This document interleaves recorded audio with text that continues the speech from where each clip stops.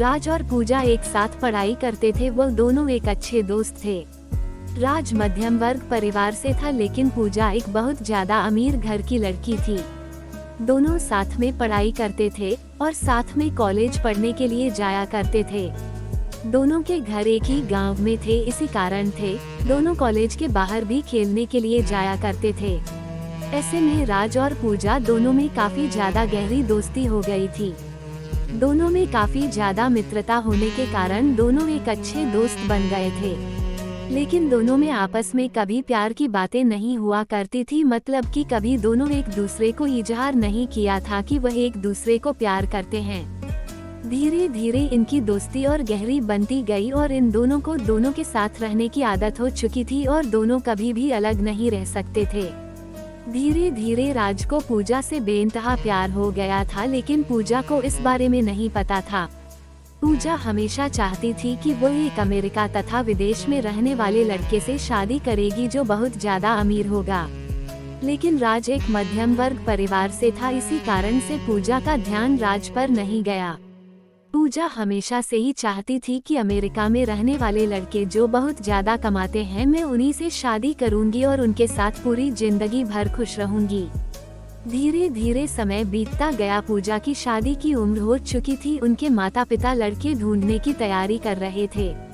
जैसे ही एक दिन पूजा राज से कहती है कि मेरे पिताजी तथा माताजी मेरे लिए लड़का ढूंढने का प्रयास कर रहे हैं, तो उसके बाद राज के पैरों तले जमीन निकल गई, क्योंकि राज भी पूजा से बेइंतहा प्यार करता था। लेकिन राज पूजा के मन की बात जानता था कि पूजा तो हमेशा से ही अमीर लड़के से शादी करने के लिए चाह रही थी। ऐसे में मेरी अभी तो पूजा से शादी नहीं हो सकती थी, इस कारण से चुप ही रहा और जो हो रहा है उसे होने दिया। धीरे धीरे उसके माता पिता लड़का ढूंढने का प्रयास करने लगे। वैसे ही एक अमेरिका से लड़का आया था शादी करने के लिए, जिसका नाम पीयूष था।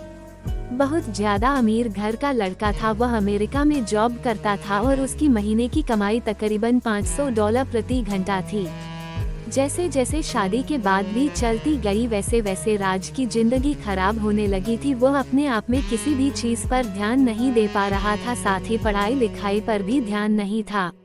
राज को पूजा के जाने का गम सताने लगा और वह चाहकर भी इस बात को नहीं बोल सकता था कि राज पूजा से शादी करेगा, क्योंकि राज की अपनी हैसियत नहीं थी जितनी हैसियत के लड़के के बारे में पूजा सोचा करती थी।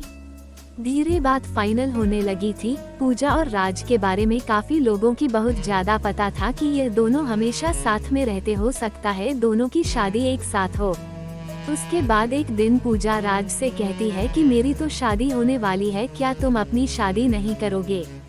राज कहता है कि मेरा अभी शादी करने का मन नहीं है, पहले तुम कर लो, उसके बाद मेरा मन होगा तो मैं बाद में शादी कर लूंगा।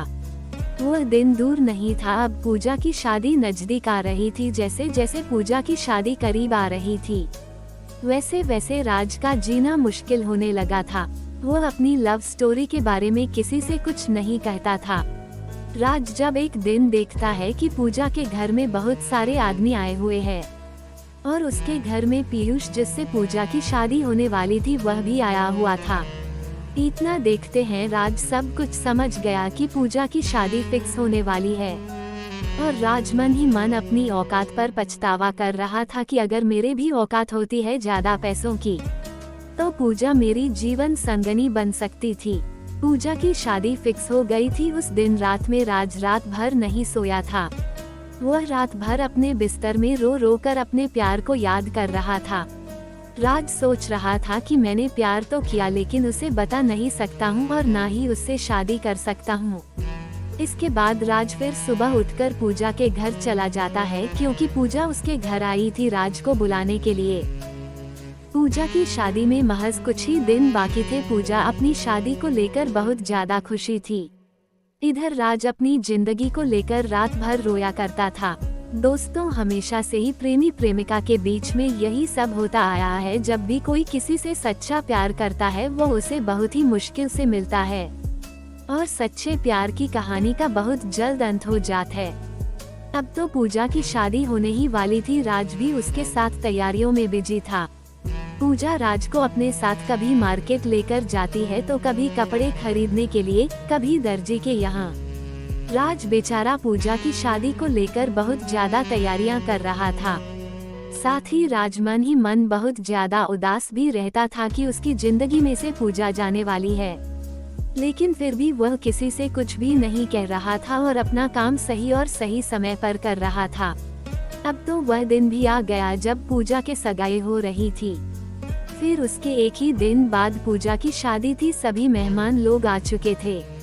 राज मेहमान की खातिरदारी कर रहा था तथा अब तो बाराती भी आने वाले थे। वह बाराती की खातिरदारी अथवा सम्मान करने के लिए तत्पर खड़ा था। आपको बता दे, दिल में इतना ज्यादा दर्द होने की वजह से अपनी प्यार की कहानी किसी को बताए बिना एक बार चुपचाप सब कुछ फटे दिल से सहन रहा था। अब तो पूजा की शादी हो गई थी। पीयूष पूजा के साथ घूमने फिरने के लिए तथा हनीमून मनाने के लिए कहीं दूर जाने वाला था। राज मन ही मन उदास हो रहा था। उसका मन छलनी हो चुका था।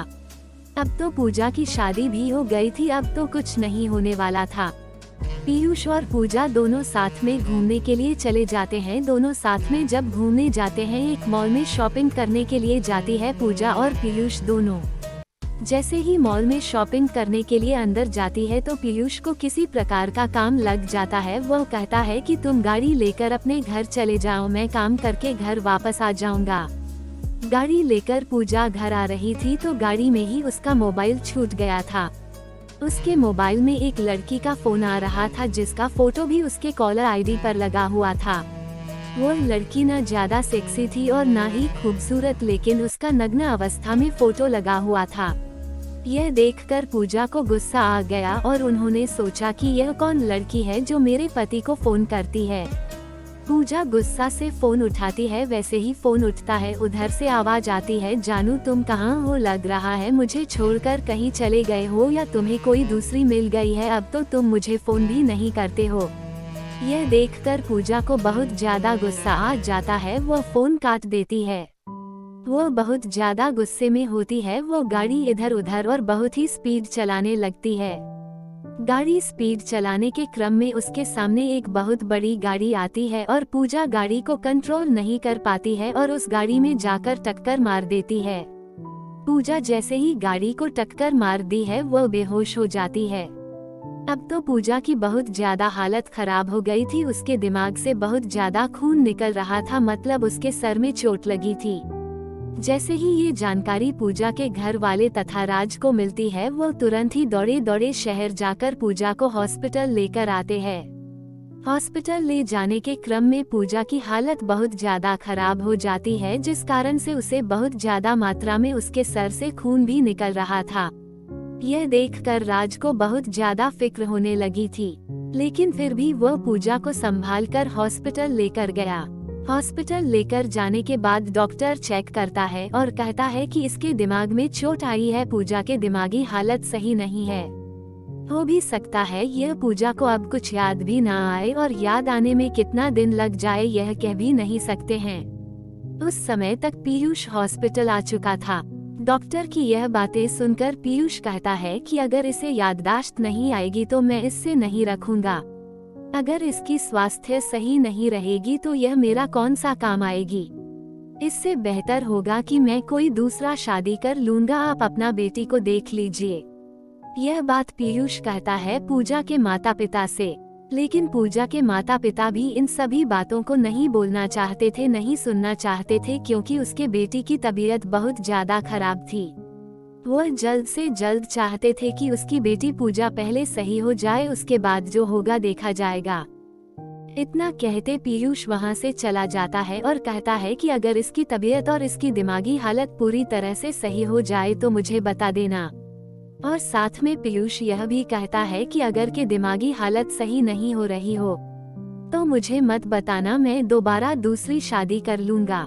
यह सब सुनकर पूजा मन ही मन रो रही थी, लेकिन राज उसे दिलासा दिलाया था कि सब कुछ सही हो जाएगा, तुम बस सही हो जाओ। अब पूजा को छोड़कर पीयूष भी चला गया था, लेकिन उसकी देखरेख करने के लिए राज वहां मौजूद था। दिन और रात एक करके पूजा को अपनी मेहनत से बहुत ज्यादा सेवा कर रहा था और मेडिकल दवाई लाना या कोई भी काम हो तो राज ही किया करता था। सुबह बहुत ज्यादा मात्रा में हनी के समान फल पूजा को लाकर दिया करता था, जिसके कारण पूजा को उस पर ज्यादा प्यार आने लगा था। राज थोड़ा सा भी दूर नजर से होता था तो पूजा को तुरंत ही राज की चिंता होने लगती थी। लेकिन उसके घर वाले पूजा को कहते हैं कि अब तुम हमेशा राज राज क्यों करती रहती हो, राज तुम्हारा कौन लगता है। राज थोड़ा सा भी कोई काम से अपने घर जाता था तो पूजा हमेशा राज को आवाज देने का प्रयास करती रहती थी। पूजा को जब भी किसी चीज की जरूरत पड़ती थी तो वो हमेशा से ही राज से ही मांगा करती थी।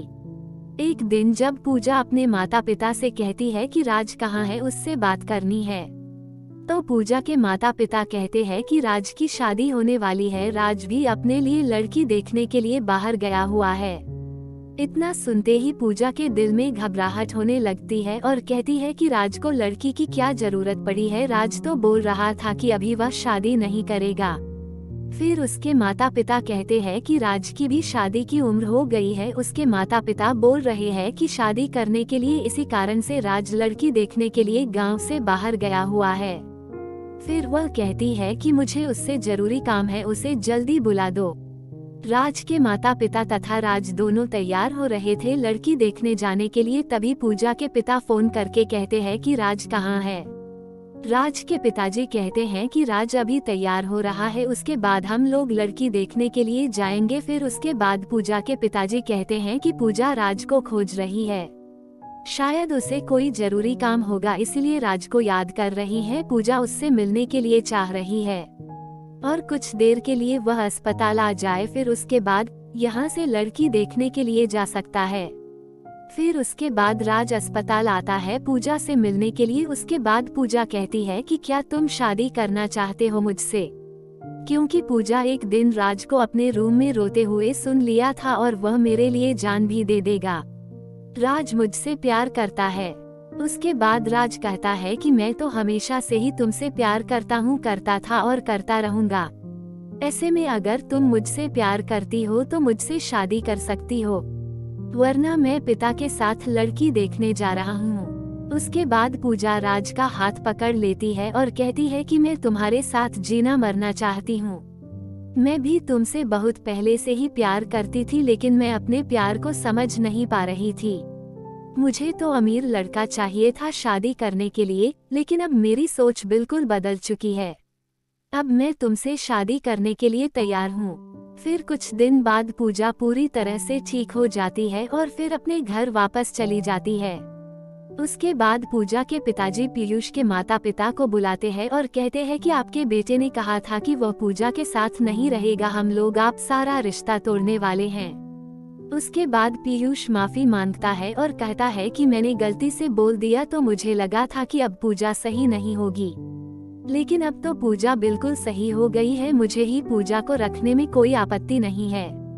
लेकिन पीयूष की हकीकत जानने के बाद पूजा कहती है कि उसका चक्कर बाकी अन्य लड़कियों से भी चलता है, इस कारण से मैं फिर से उसके साथ नहीं रह सकती हूँ। उसके बाद पीयूष बहुत ज्यादा मिन्नतें करता है, लेकिन राज के माता पिता और पूजा के माता पिता नहीं मानते हैं। उसके बाद पूजा अपना सारा रिश्ता उससे तोड़ देती है और दोनों फैमिली के बीच पूरी रिश्ता खत्म हो जाता है। उसके बाद पूजा और राज की शादी बड़े ही धूमधाम से सभी के आज्ञा के अनुसार होती है। शादी के दिन पूजा और है राज बहुत ज्यादा खुश थे। पूजा को मालूम चल गया था कि पैसा कुछ भी नहीं होता है अगर जिंदगी में प्यार नहीं है तो, क्योंकि पैसा तो कमाया जा सकता है, लेकिन एक अच्छा इंसान जो प्यार करने वाला होता है वो कभी नहीं मिल सकता है। अब दोनों बहुत खुश हैं, मस्त जिंदगी जी रहे हैं।